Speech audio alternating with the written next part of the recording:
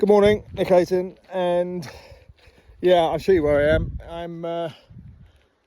I'm back at the peninsula where I often used to walk. Less so these days. I used to walk with my dogs, but they were 15 and they're no longer with us now. So yeah, Billy no mates at the moment. So in the last conversation, we were looking at how to use the summertime and really to think about some of the key strategic questions. It's a quiet period, and you have downtime to do things that you wouldn't normally have a chance to maybe think about. The strategic elements, and these elements are mixed, really, aren't they? They're about capital and liquidity, but they're also about location strategy. They're looking at, it's about distribution strategy, how to scale. Where should I be operating? Where are my customers operating? And that lends itself to a whole bunch of different discussions, doesn't it? Because if you're raising capital, should you not be raising capital in a region that acts as a gateway or as a launch pad for your products and services? So there's a lot of founders I speak to are just stuck in, I'm based in the US, or I'm based in the UK, and that's fine, of course. But one of the problems you face with that is it's limiting. And in the last conversation, we talked about the things in the Western economies that may affect your business and your ability to trade and raise capital. So here's some thoughts, some other thoughts that you should put into the strategic melting pot. Is the West the right place to base your business right now?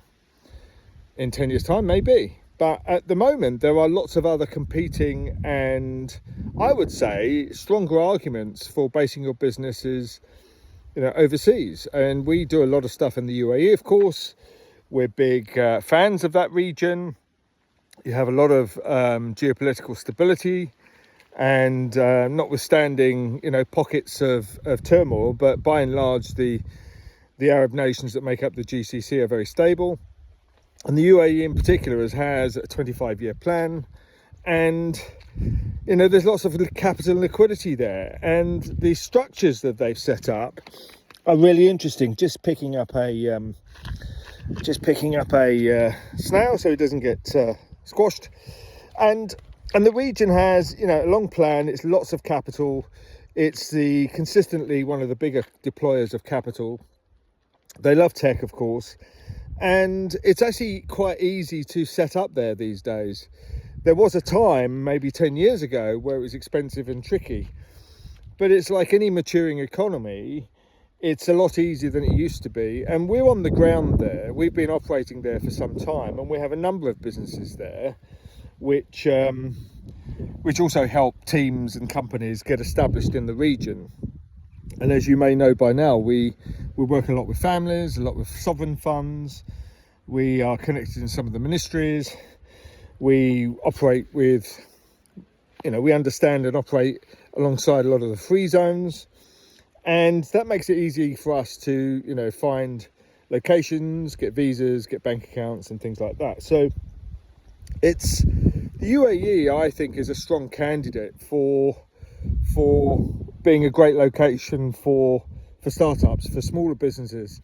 And that doesn't mean to say you can't split ranks and have, some virtual operations elsewhere, but it is a strong candidate for a number of reasons. As I've said, it's open for business, and the region is, we'll dig into that in the next conversation. But it's not the only region, by the way. There are others we'll talk about, but it's a strong candidate for consideration.